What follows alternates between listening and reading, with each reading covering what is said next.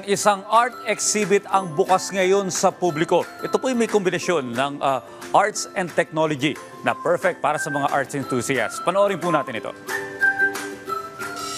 Sa panahon ngayon, napakalaki ng papel na ginagampanan ng teknolohiya sa ating pang-araw-araw na buhay. Mula sa trabaho hanggang sa libangan, halos lahat ay nakasalalay sa technology. Gayunpaman, mahalaga rin na magkaroon tayo ng oras para magpahinga mula sa mga screen. Isa sa mga mabisang paraan upang gawin ito ay ang pagbisita sa mga art exhibits. Gaya na lamang ng art exhibit ng isang gallery na nagdiriwang ng kanilang unang taon na kung saan pinagsamang arts and technology ang tampok. We can see a lot of works, interesting and in different media. And well, I can see works on canvases, acrylic, also oil, and also mixed media. We welcome all the mediums used, techniques used, and also how they are made. And I don't think there's a limit to working on something. Ilan sa mga artworks na makikita rito ay ang mga tanawin sa Europe tulad ng Chatillon ni Jose Briones at Basilica de San Pietro al Tramonto ni Ramon Acevedo.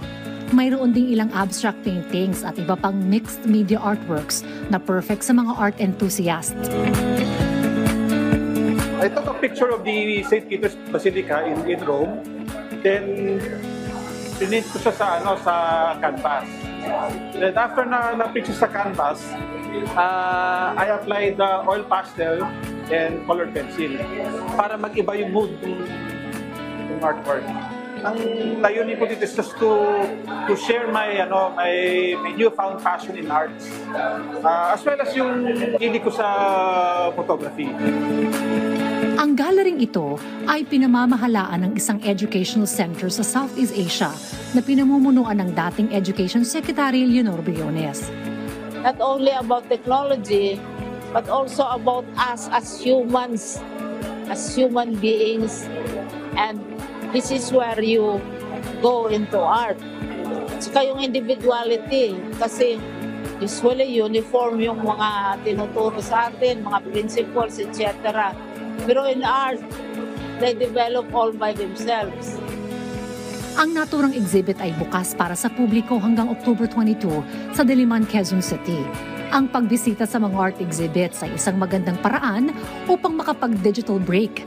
Pero pagdating sa arts, walang break dahil maaring maging bahagi ang teknolohiya sa pagpapaunlad ng sining.